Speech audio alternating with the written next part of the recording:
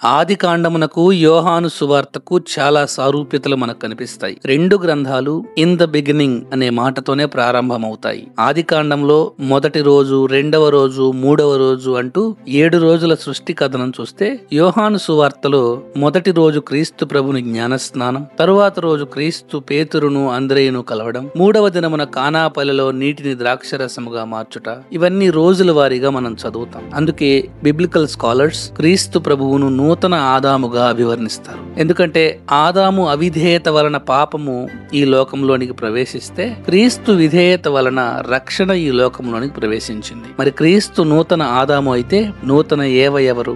మరియ తల్లి. మరియ తల్లి నూతన ఏవగా పిలువబడడానికి కారణం ఏమిటంటే, ఏవ తినవద్దనైన పండును తినుమని ఆదామును ఆహ్వానించింది. నూతన ఏవ అయిన మరియ తల్లి నీటిని ద్రాక్షరసముగా మార్చమని, రక్షణ గుర్తును చూపమని క్రీస్తు ప్రభువును ఆహ్వానించింది. ఏవ ఆది కాండములో 11 సార్లు స్త్రీ అని పిలువబడింది. నూతన ఆదాము అయిన క్రీస్తు తన తల్లి అయిన మరియ తల్లిని స్త్రీ అని సంబోధించడాన్ని మనం గమనించవచ్చు. ఇది యాదృచ్ఛికం కాదు. బిబ్లికల్ స్కాలర్స్ దీనిని ఫుల్ఫిల్మెంట్ ఆఫ్ ఓల్డ్ టెస్టిమెంట్ ప్రీఫిగరేషన్ అని పిలుస్తారు.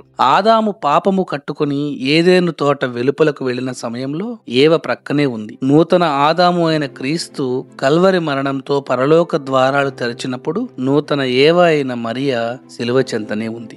ఏవ సంతతి వారు నీ తల చితుక కొట్టుదురు అని సర్పమునకు శాపము ఉంది. కల్వరి శిలువ చెంత స్త్రీ ఇదిగో నీ కుమారుడు అని మనలను నూతన ఏవకు సంతతిగా ప్రభువు మార్చారు. ఇంకా దర్శన గ్రంథం 12వ అధ్యాయంలో కూడా నూతన ఏవ అయిన మరియ తల్లి స్త్రీగా పిలువబడే సందర్భాన్ని మనం చదవవచ్చు. ఈ విధంగా మరియ తల్లిని మనం అర్థం చేసుకోవాలంటే ఆమెను మనం క్రీస్తు ప్రభుని వెలుగులో వెతకాలి. అంతేకాకుండా బైబిల్ గ్రంథంలోని న్యూ టెస్టిమెంట్ లో మనకు కనిపించే వ్యక్తులు, పరిస్థితులు ఓల్డ్ టెస్టిమెంట్ లో చెప్పబడిన వ్యక్తులకు, పరిస్థితులకు ఫుల్ఫిల్మెంట్ అని మనం చెప్పవచ్చు. ఉదాహరణకు బాప్తిస్మ యోహాను ఏలియా ప్రవక్తకు ఫుల్ఫిల్మెంట్ గా ఉన్నారు. 3 రాజులు బాలాము ప్రవక్త చేసిన ప్రవచనానికి ఫుల్ఫిల్మెంట్ గా ఉన్నారు. యూదా ఇస్కారియోతు జకరియా ప్రవక్త ప్రవచనానికి ఫుల్ఫిల్మెంట్ గాను, ఇంకా యేసుక్రీస్తు ప్రభువు కూడా పాత నిబంధన గ్రంథంలోని ప్రవచించినటువంటి ప్రవచనాలకు ఫుల్ఫిల్మెంట్ గా మనం చూడవచ్చు. అలాగే మరియ తల్లి కూడా క్రీస్తు ప్రభువుతో నిలబడిన నూతన ఏవ.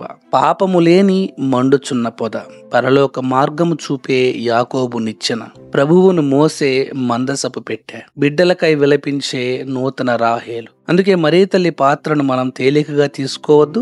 రక్షణ కార్యంలో ఆమె పాత్ర మనకు తెలిసిన దానికంటే, అర్థమైనటువంటి దానికంటే చాలా లోతైనటువంటి పాత్ర. మరియ తల్లి క్రీస్తు తల్లిగా గౌరవిద్దాం. క్రీస్తు పరమరహస్యాన్ని మరియ తల్లితో కలిసి సెలబ్రేట్ చేసుకుందాం.